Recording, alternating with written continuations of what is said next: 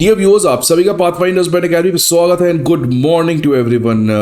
Friday was a historic, बहुत ज़्यादा ऐतिहासिक था, खासकर इंडिया के लिए, क्योंकि इंडिया ने वापस से ये एक्सपोज किया है इंडिया के नेबर के कुछ लीडर्स, कुछ पॉलिटिकल पार्टीज और कुछ लोग जो हमेशा से इंडिया को बदनाम, इंडिया के ऊपर क्रेडिबिलिटी, इंडिया के ऊपर ट्रस्ट इश्यूज रेज करते आए हैं। इंडिया ने हमेशा अपने लोग और अपने पड़ोसी देशों के लोग के लिए खड़ा रहा है। इंडिया की neighbourhood first policy has always been the best example कि किस तरीके से एक बड़ी पावर अपने नेबरहुड की छोटी पावर्स का ख्याल रखती है। एंड दिस, ये जो आप न्यूज यहां पे देख सकते हैं काठमांडू पोस्ट का, कि नेपाल पहली बार एक्सपोर्ट करेगा इलेक्ट्रिसिटी बांग्लादेश को वाया इंडिया। सेम चीज द हिंदू अखबार में भी आया, Nepal starts exporting energy to Bangladesh with Indian grid support. अब ये एक बहुत ही ऐतिहासिक चीज है। ऐतिहासिक दो मायने में है। एक मायने में तो इंडिया ने इस चीज की इजाजत दी उस समय में जब नेपाल और बांग्लादेश दोनों इंडिया के विरोध में काम करने का प्रयास कर रहे हैं, और ऐतिहासिक दूसरे सेंस में है कि पहली बार इस तरीके का पावर फ्लो एक कंट्री से तीसरे कंट्री में जाया है वाया इंडिया। ये पहली बार साउथ एशिया के एरिया, ज्योग्राफिकल एरिया में देखने को मिला है। और इसका नतीजा ये है कि जयशंकर का जो फॉरेन पॉलिसी है उसमें ये लीडर्स फंस गए हैं। हमेशा से हम लोग कहते हैं कि यार इतनी कॉम्प्लिकेटेड नेबर है, शायद ही किसी भी देश की इतनी कॉम्प्लिकेटेड नेबर होगी, तो आखिरकार हमें क्यों मदद करनी चाहिए अपनी पड़ोसी देशों की? क्यों ना हमें उन्हें भूखा छोड़ देना चाहिए? बट इस तरीके से डिप्लोमेसी नहीं काम करती है प्रोफेशनल वे में, बिकॉज डिप्लोमेसी लॉन्ग टर्म के लिए किया जाता है, नॉट फॉर शॉर्ट टर्म। और इंडिया की फॉरेन पॉलिसी में लॉन्ग टर्म ऑब्जेक्टिव्स के बेसिस पे अपने विदेश नीति को एग्जीक्यूट किया जाता है। और इसका यह नतीजा है कि आज नेपाल और बांग्लादेश, उसमें जो मोस्ट ऑफ द पीपल है, मैक्सिमम पीपल है, आज वो इंडिया के ऊपर भरोसा करते हैं। चाहे जितना यूनुस, चाहे जितना केपी शर्मा ओली उनको इंडिया के अगेंस्ट ले जाए, वो लोग इंडिया का साथ नहीं छोड़ेंगे। अरे आपको एग्जाम्पल देखना है तो मोहम्मद मुइजू का देखिए, कितना लोगों को उन्होंने भटकाया, कितना प्रोपोगेंडा चलाया, नतीजा क्या हुआ? फाइनली उन्हीं को थक हार के आना पड़ा और आज वो इंडिया का गुणगान कर रहे हैं। So that is how the diplomacy works. और ये जो एस जयशंकर ने एक तरीके का गिफ्ट किया है नेपाल और बांग्लादेश को, this is a tight slap at one time to both Yunus and Oli, who are engaged in vicious activities against India. आज इन सारे चीजों को हम लोग डीकंस्ट्रक्ट करेंगे। आगे बढ़ने के पहले एक important information, Unacademy IAS all India PPSC prelims mock test होने जा रहा है 17 नवंबर को 11 AM to 1 PM at Patna branch. आप हमारे क्यूआर कोड को स्कैन करें, हमारे पटना के ऑफलाइन ब्रांचेस पे जरूर विजिट करें। 20 नवंबर से हमारे बैचेस करोल बाग, मुखर्जी नगर, प्रयागराज और पटना, इन चारों जगह स्टार्ट होने जा रहे हैं। Also at a very very discounted price of 59,999। Unacademy IAS comprehensive GS course के अलावा सीसैट, ऐसे writing course, comprehensive current full and test series, optional courses, ऐसे तमाम फैसिलिटीज प्रोवाइड करती है, जिनके लिए आपको हमारे ऑफलाइन ब्रांचेस पे विजिट करना होगा, या नहीं तो आप हमारे ऐप को डाउनलोड कर सकते हैं, जहां पे आपको सारे इंफॉर्मेशन प्रोवाइड किए जाएंगे। Now what exactly is the news? तो न्यूज ये है कि पहली बार इन अ फर्स्ट, नेपाल फ्राइडे को 15 नवंबर 2024 को बांग्लादेश को एनर्जी, इलेक्ट्रिसिटी एक्सपोर्ट करना स्टार्ट किया है। किसके through? Bye using India's electricity grid. India के ग्रिड को यूज करके नेपाल इलेक्ट्रिसिटी का एक्सपोर्ट बांग्लादेश को करेगा। इसी के बेसिस पे मिनिस्ट्री ऑफ एक्सटर्नल अफेयर्स का बयान आया कि ये एक बहुत बड़ा कदम है to boost the sub regional connectivity in the power sector. Because अगर हम सारे पावर ग्रिड्स को कनेक्ट कर देंगे अपने नेबरहुड में, तो अनइंटरप्टेड पावर सप्लाई होगा from surplus towards the deficit region, जिसकी वजह से सारे लोगों का इलेक्ट्रिसिटी के प्रति जो एक्सेस है वो काफी आसान तरीके से हो पाएगा। सो ये एक ऐतिहासिक एग्रीमेंट है बिकॉज पहली बार नेपाल जो है वो इंडिया छोड़कर किसी तीसरे कंट्री को इलेक्ट्रिसिटी एक्सपोर्ट करेगा विच इज बांग्लादेश। ये पहली बार है साउथ एशिया में कि कोई एक कंट्री सच एज नेपाल वो किसी तीसरे कंट्री को इलेक्ट्रिसिटी सपोर्ट कर रहा है by using India's electricity grid. So ये एग्रीमेंट जो है वो 2023 में हुआ था, लेकिन फ्राइडे को ये फाइनली एग्जीक्यूट हो पाया।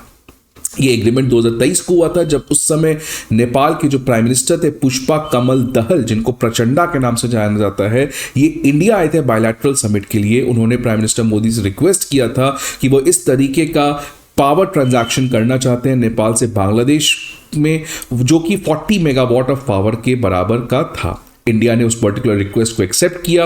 अब उस पर्टिकुलर एग्रीमेंट को मटेरियलाइज हो पाया है। ध्यान रखिएगा 2023 में जब ये एग्रीमेंट हुआ था, पावर में कौन थे? पुष्पा कमल दहल। आज पावर में कौन है नेपाल में? केपी शर्मा ओली, जो प्रो चाइनीज है। उस समय जब एग्रीमेंट हुआ था तो बांग्लादेश में कौन थी? शेख हसीना। कौन? Pro India. आज मोहम्मद यूनुस, प्रो पाकिस्तान। तो आप समझिए ये बहुत बड़ा मैसेज है, इसको लाइटली मत लीजिएगा कि लीडर्स बदल गए।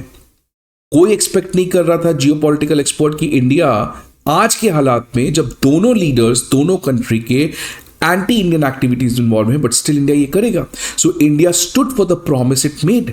India stood for the pro people foreign policy which it always has cherished. तो इंडिया ने वापस ये बताया कि सत्ता चले गया, लीडर्स चले गए, एक चीज कांस्टेंट जो है वो वहां के लोग। और यही प्रो फॉरेन पॉलिसी की वजह से, प्रो पीपल फॉरेन पॉलिसी की वजह से India enjoys a great amount of goodwill in India's neighbour. और ये एक बहुत बड़ा गिफ्ट है, और इस गिफ्ट की वजह से नेपाल और यूनुस ये दोनों इंडिया की तारीफ कर रहे हैं। अगर नेपाल की बात करें तो नेपाल के पास तो खूब हाइड्रो इलेक्ट्रिसिटी पोटेंशियल है, सरप्लस है। क्या करे वो इलेक्ट्रिसिटी का? तो इंडिया को तो बेचता ही था। हमेशा से रिक्वेस्ट कर रहा है इंडिया को कि यार आप किसी और कंट्री को बेचने दो अपने पावर ग्रिड को यूज करके। तो ये नेपाल के लिए बहुत सिग्निफिकेंट इकोनॉमिक रिसोर्स लाएगा। अगर बांग्लादेश की बात करें तो बांग्लादेश तो हमेशा से एक इलेक्ट्रिसिटी डेफिसिट कंट्री रहा है। खासकर रिसेंट टाइम में जब अदानी ने गोडा प्लांट का इलेक्ट्रिसिटी रोक दिया है बांग्लादेश को, तो बांग्लादेश की इस समय इलेक्ट्रिसिटी की बहुत बड़ी क्राइसिस चल रही है। और इस क्राइसिस में इतना ज्यादा इलेक्ट्रिसिटी अब आएगा नेपाल से, सो बांग्लादेश को बहुत हद तक मदद मिलेगा। और इन्हीं पॉजिटिव चीज़ों की वजह से नेपाल और बांग्लादेश आज वहाँ के जो लीडर्स हैं वो इंडिया के प्रति अच्छी चीज़ें कह रहे हैं। इनफैक्ट अगर नेपाल के मिनिस्टर ऑफ एनर्जी की बात करें तो वो कह रहे हैं कि एक एनर्जी अलायंस बनते हुए नजर आ रहा है इंडिया, बांग्लादेश, नेपाल के बीच में। मोहम्मद यूनुस, उनका भी बयान आ गया। उन्होंने कह दिया कि बांग्लादेश, इंडिया, नेपाल, भूटान जो है वो चारों मिलकर एक साउथ एशियन ग्रिड बनाने का इन लोगों को प्रयास करना चाहिए, इन कंट्रीज को प्रयास करना चाहिए। अब बताइए, मोहम्मद यूनुस से ये स्टेटमेंट सुनना काफ़ी सरप्राइजिंग है, और नेपाल से भी सुनना काफ़ी सरप्राइजिंग है। बिकॉज आप सभी को शायद पता होगा, कुछ दिन पहले केपी शर्मा ओली चाइना गए थे। सॉरी, कुछ दिन बाद केपी शर्मा ओली चाइना जाने वाले हैं। और ये क्यों शॉकिंग है? बिकॉज पहली बार नेपाल के प्राइम मिनिस्टर अपने पहले बायलैटरल विजिट के लिए इंडिया नहीं आ रहे हैं। आप सोचिए कि हमेशा नेपाल के प्राइम मिनिस्टर जब भी कोई नए चुन के आते हैं वो पहला समिट, वो पहला आउट विजिट करते हैं इंडिया में, वो नहीं किए। और मोहम्मद यूनुस का तो जान ही रहे हैं। तो इतने कॉम्प्लिकेशंस के बावजूद इंडिया ने इतना बड़ा गिफ्ट दिया है, and that is what India's neighbourhood first policy is all about.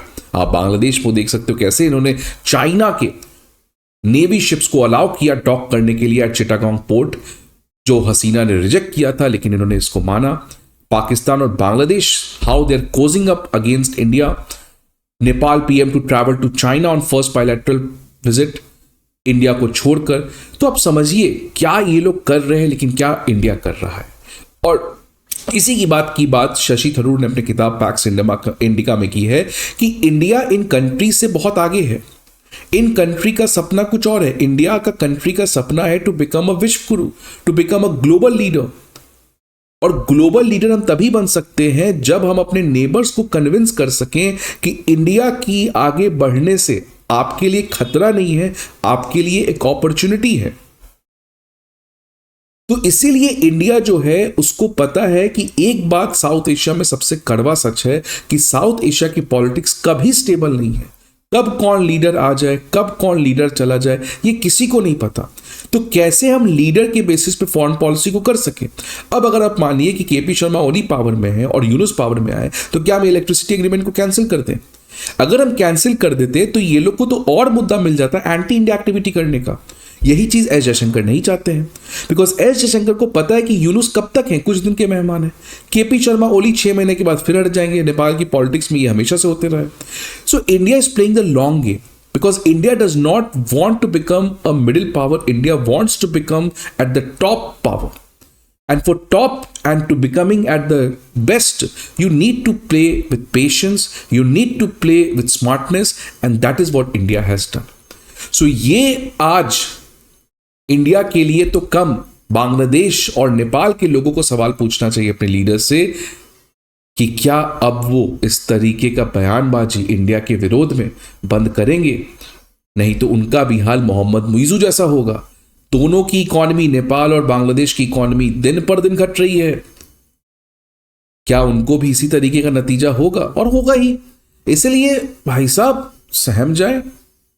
India की कुछ प्रॉब्लम्स हैं आप सभी के साथ, बॉर्डर डिस्प्यूट्स होते हैं, सब कुछ ठीक है, पर जिस तरीके से आपने इंडिया को कल्प्रिट बना दिया है रिसेंट टाइम में, इंडिया को एकदम एंटी कर दिया है, ये गलत है। सो ये एक बहुत बड़ा डेवलपमेंट है जिसको we have been tracking for a long period of time. आपको कैसा लगा ये पर्टिकुलर? आपके क्या कमेंट है? क्या इंडिया को अपने फॉरेन पॉलिसी में इस तरीके की चीजें करनी चाहिए और कैसे करनी चाहिए? जरूर कमेंट बॉक्स बताएं। आई होप आपको ये वीडियो अच्छा लगे। See you again in the next video. Good bye, take care.